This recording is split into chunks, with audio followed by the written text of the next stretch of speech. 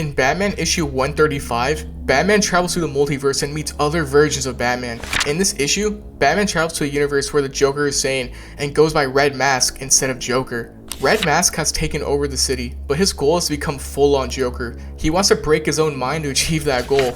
In the previous issues, Batman lost his hand, which is where the issue starts here. I don't want to get into too many details with the other issues, so I recommend reading them if you haven't because they're really good. Anyways, Red Mask has access to multiversal gas in which he tries to release it over his city to harness multiversal energy by infecting other people. His goal is to travel through other multiverses where his alternate universe counterparts broke into their Joker personas. So to do this, Red Mask sends creatures called leather bats across Gotham to release multiversal gas on innocent people.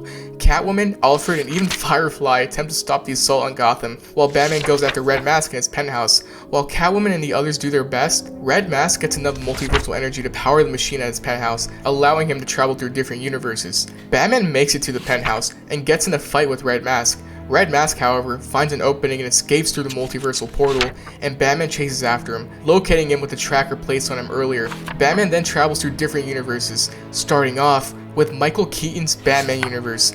Keaton Batman is confused on what our Batman is talking about with Joker in the multiverse, but before they can get to know each other, our Batman is pulled away to another universe since Red Mask is hopping universes. He then lands in a universe where the Joker is a vampire who tries to bite Batman, but Batman is then pulled away again to another universe. He then travels to a universe where he sees a classic blue and gray Batman fighting Joker, but then travels to the Batman animated series universe. The art looks so good here. Batman then talks about how Red Mask visiting other universes without Jokers suddenly have them, and he then says that universes where the Joker has died are now coming back to life and wreaking havoc again, which leads to, in my opinion, the coolest section of the story, where he travels to the Arkham universe and meets Arkham Batman, who tells him his experience with the Joker and how he tried to save him in Arkham City, but once he died, he felt a weight lifted from his shoulders. He then talks about how he always had that voice that says to let him die and to let him disappear, like how other Batmen feel. He then talks about how Joker got in his head even after his death. He then talks about how his life is over since his identity went public from Arkham Knight, all for it to mean nothing because his Joker came back from the grave due to Red Mask's interference. He then tells our Batman to stop Red Mask for all of their sakes. This is insane, because whatever multiversal energy Red Mask has affects universes where Joker wasn't a threat anymore, or a threat to begin with. Red Mask seemingly brought Arkham Joker back to life. Now this is really insane. This little panel tells us so much. This is post Arkham Knight, obviously, because he says his identity is public. Batman seems depressed and broken here because of how he says his life is over, which is sad to see. But now that Joker's back from the dead, he's needed now more than ever. My question is, will this be canon to the Arkhamverse? Is the Joker going to come back in future installments of the games? Who knows? It's insane we get to see a glimpse of what Arkham Batman has been up to, and seeing his insight on how he felt about Joker in the night that he died in Arkham City gives him so much more character in my opinion, and makes you think about those events even more from the games. This was really cool to see, and I think they did a really good job of incorporating Arkham Batman.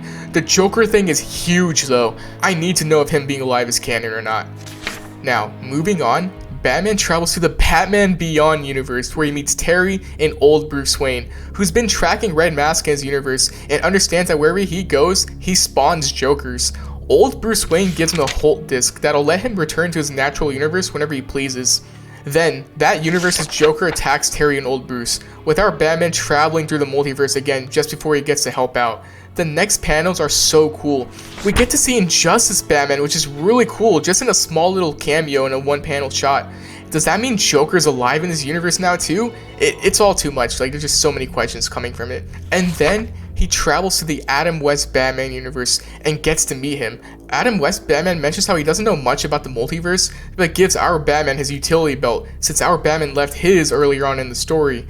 Our Batman then travels to the Dark Knight Returns Batman. I know, there's so much insanity here, but we gotta keep it moving. Dark Knight Returns Batman offers to help our Bruce, and gives him a new uniform since his was badly damaged. Our Batman then asks him if he killed the Joker, in which he says no. Joker killed himself and laughed the whole time. He then jumps again through the multiverse, this time reaching the end of the multiverse, which is a creation of Red Masks, an empty universe in which he manifested Gotham residents being devoured by the Joker, which is a giant shark.